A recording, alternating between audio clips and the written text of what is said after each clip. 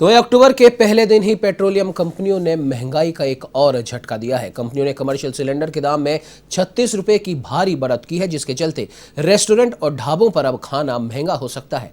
आपको बता दें कि अब प्रदेश में कमर्शियल सिलेंडर 1751 रुपए का हो गया है, जबकि घरेलू उपयोग वाले 14.2 किलो के सिलेंडर की कीमत में कोई बदलाव नहीं किया गया है। इधर पेट्रोल और डीजल के दामों में भी इजाफा हुआ है। प्रदेश की राजधानी जयपुर में पेट्रोल के दामों में प्रति लीटर 29 पैसे का इजाफा हुआ, जिसके बाद यहां पेट्रोल प्रति लीटर 108.92 रुपए पहुंच गया है। तो वहीं डीजल के दामों में भी 32 पैसे का इजाफा हुआ, जिसके चलते डीजल की कीमतें प्रति लीटर 99.5 रुपए पर पहुंच गई हैं, जबकि प्रीमियम पेट्रोल 26 पैसे प्रति लीटर महंगा हुआ। ऐसे में प्रीमियम पेट्रोल 111.99 रुपए प्रति लीटर पहुंच गया है।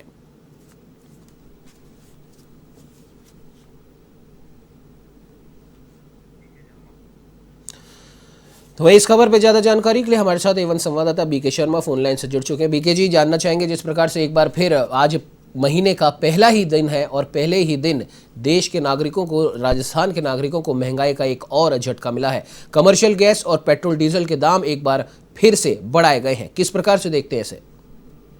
उमंग, सबसे पहले यदि एलपीजी के दामों की बात कर लेते हैं तो एलपीजी के आपको पता है कि जो कमर्शियल सिलेंडर है वो अगर उसकी कीमतें बढ़ती हैं तो अप्रत्यक्ष रूप से वो भी उपभोक्ताओं के ऊपर ही भार होता है, क्योंकि जो रेस्टोरेंट हैं, ढाबे हैं या छोटी मोटी जो खाने पीने की जो कॉमचे हैं, ठेले हैं, इस तरह की चीजें जो बनाते हैं उनको कमर्शियल सिलेंडर खरीदना ही जरूरी होता है। यदि वो घरेलू सिलेंडर का इस तरह उपयोग करते हैं तो उनके खिलाफ कार्रवाई की जाती है।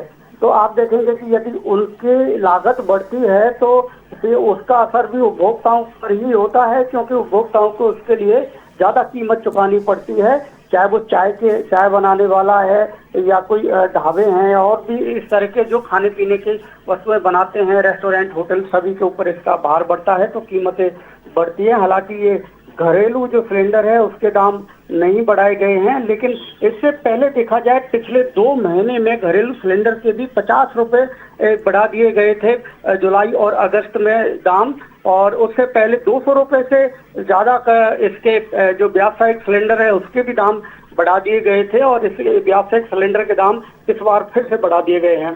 तो इस तरह से ये कुल मिला के भार तो उपभोक्ता के ऊपर ही आना है। और दूसरी बात करें पेट्रोल और डीजल की, तो पेट्रोल डीजल को लेकर और लगातार सरकार के ऊपर हमले हो रहे हैं, विपक्ष भी सवाल उठा रहा है, लेकिन जिस तरह से बीजेपी विपक्ष में रहते हुए और इस मुद्दे को उठाया करती थी उस तरह से कांग्रेस या दूसरे जो विपक्षी दल हैं वो शायद नहीं उठा पा रहे। मनमोहन सिंह सरकार के दौर में आप देखेंगे कि जो क्रूड ऑयल है वो प्रति बैरल $110 पर पहुंच गया था, लेकिन अभी भी देखा जाए तो $80 प्रति बैरल के आसपास क्रूड ऑयल है और अब ये दाम आप देखेंगे कि पेट्रोल के दाम 110 रुपए के आसपास हैं और उस समय 60-65 रुपए लीटर था पेट्रोल। तब भी बीजेपी ने एक बड़ा मुद्दा बनाया था, आपने देखे पूरे देश भर में आंदोलन किए थे और घोड़ा गाड़ियां चलाई गई थी, सड़कों पर बैठ के स्मृति ईरानी और ये जो अब वर्तमान में मंत्री हैं इन्होंने सड़कों पर खाने बनाए थे। तो कहीं ना कहीं विपक्ष की ओर से ये इसको मुद्दा नहीं बनाया जा रहा जिस तरह से बनाया जाना चाहिए और दूसरे मुद्दे हैं उनमें शायद उलझे हुए हैं, तो ये भी बड़ा कारण है। उपभोक्ताओं की ओर से भी जो विभिन्न संगठन है उसकी ओर से भी कोई ज्यादा ऐसा ये बनाया नहीं गया है, इसलिए सरकार को ज्यादा चिंता नहीं है। और ना ही आप देखेंगे कि पेट्रोलियम मंत्रालय या इस तरह के विभाग के जो आला अधिकारी हैं इसको लेकर मंथन कर रहे हैं या बैठक कर रहे हैं, ऐसी भी कोई सूचना नहीं है कि सरकार इसको लेकर कोई गंभीरता दिखा रही है। तो ये सब बहुत सारे कारण हैं जिसको लेकर ये सरकार लगातार कीमतें बढ़ाने का प्रयास कर रही है और सफल भी हो रही है। ये हालत है उमंग, और इसकी वजह से हम उपभोक्ताओं के ऊपर इस कोरोना काल में महंगाई का ये अटैक लगातार जारी है। जी बिल्कुल बीके जी, और जिस प्रकार से आपने भी बताया कि कहीं ना कहीं जब बीजेपी विपक्ष में थी उस समय इस मुद्दे को बहुत गहनता से, गंभीरता से उठाया गया था, लेकिन इस बार उस प्रकार का विपक्ष देखने को नहीं मिल रहा है। खैर, पक्ष विपक्ष की तो बात को अगर हम एक तरफ रखें और दूसरी तरफ अगर हम आम जनता की यहाँ पर बात करें तो आपसे जानना चाहेंगे और दर्शक भी ये जानना चाहेंगे कि ऐसी आखिर क्या मजबूरी या बड़ी वजह है कि जैसे कि आपने बताया क्रूड ऑयल के दाम अंतर्राष्ट्रीय बाजार में तो कम है, लेकिन पेट्रोल की कीमतें भारत में लगभग हर शहर में 100 के पार पहुंच गई है? क्या कारण है इसका?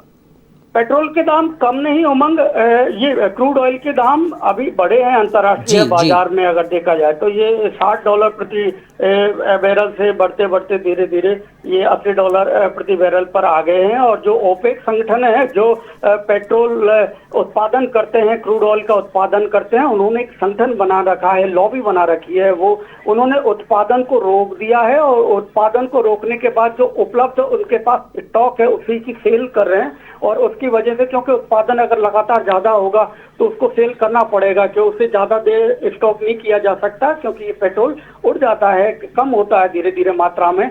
तो इस तरह से उन्होंने इसमें लॉबी बना रखी है। अब बीच में यहाँ जो विदेश मंत्री हैं वो कतर और दूसरे राज्यों में भी गए थे, दूसरे देशों में भी गए थे, जहाँ से कि और उत्पादन वहां से क्रूड ऑयल मंगवाया जा सके। लेकिन वो उसके ऊपर अभी इतनी मजबूत लॉबी है ये ओपेक देशों की कि वो मिलकर ही ये फैसला करते हैं। तो क्योंकि उनका ये कहना है कि अभी ट्रांसपोर्टेशन पूरा कोविड की वजह से जो जाम था वो पूरी तरह से खुला नहीं है। हमारी जो पेट्रोल स्टॉक में है उसको पहले खपत करना है, उसको खत्म करना है, उसके बाद उत्पादन करेंगे। तो ये कई सारी बातें हैं। अब इसमें सरकार को अंतर्राष्ट्रीय स्तर पर थोड़ा स्ट्रांग होके और दूसरे जो देश जो आयात करते हैं उनको थोड़ा स्ट्रांग होकर ओपेक देशों के ऊपर ये दबाव बनाना पड़ेगा, ताकि उत्पादन बढ़े, सप्लाई बढ़े और जिससे इन देशों में पेट्रोल डीजल के दाम हो। उमंग जी बिल्कुल बीके जी, बिल्कुल आपने सही कहा। फिलहाल इस खबर पे तमाम जानकारी देने के लिए आपका बहुत बहुत धन्यवाद।